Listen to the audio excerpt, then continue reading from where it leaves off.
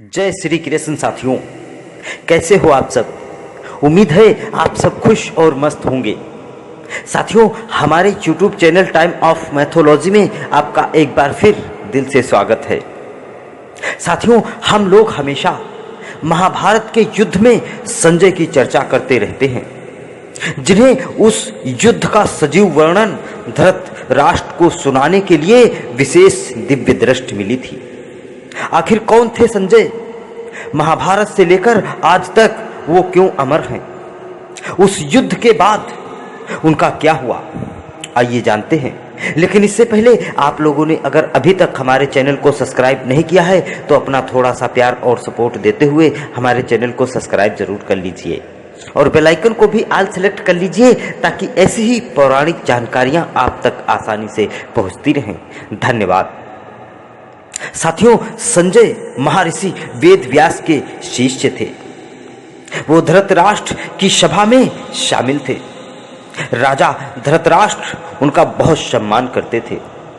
संजय विद्वान गावालगण नामक सूत के पुत्र थे और जाति से बुनकर थे। वह धृतराष्ट्र के मंत्री भी थे। संजय को धृतराष्ट्र ने महाभारत युद्ध से ठीक पहले पांडवों के पास बातचीत करने के लिए भेजा था। वहां से आकर उन्होंने धृतराष्ट्र को युधिष्ठिर का संदेश सुनाया था। वह श्री कृष्ण के परम भक्त थे। बेशक वो धृतराष्ट्र के मंत्री थे, इसके बाद भी पांडवों के प्रति सहानुभूति रखते थे। वह भी धृतराष्ट्र उनके पुत्रों को अधर्म से रोकने के लिए कड़े से कड़े वचन कहने में हिचकिचाते नहीं थे। संजय हमेशा राजा को समय समय पर सलाह देते रहते थे। जब पांडव दूसरी बार जुए में हारकर 13 वर्ष के लिए वनवास चले गए तो संजय ने धृतराष्ट्र को चेतावनी दी कि हे राजन, कुरुवंश का समूल नाश तो पक्का है, लेकिन साथ में निरीह प्रजा भी नाहक मारी जाएगी। हालांकि धृतराष्ट्र उनकी स्पष्टतावादिता पर अक्सर क्षुब्ध हो जाया करते थे।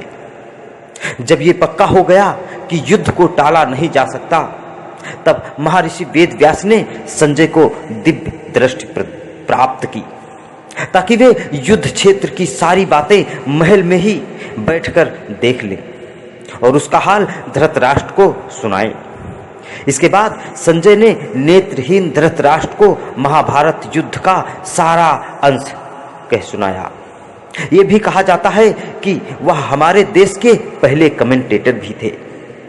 संजय के बारे में कहा जाता है कि वो यदा कदा युद्ध में भी शामिल होने जाया करते थे। युद्ध के बाद महर्षि वेद व्यास की दी हुई दिव्य दृष्टि भी नष्ट हो गई। श्री कृष्ण का विराट स्वरूप जो केवल अर्जुन को ही दिखाई दे रहा था, कहा जाता है कि वह विराट रूप संजय ने भी देखा था।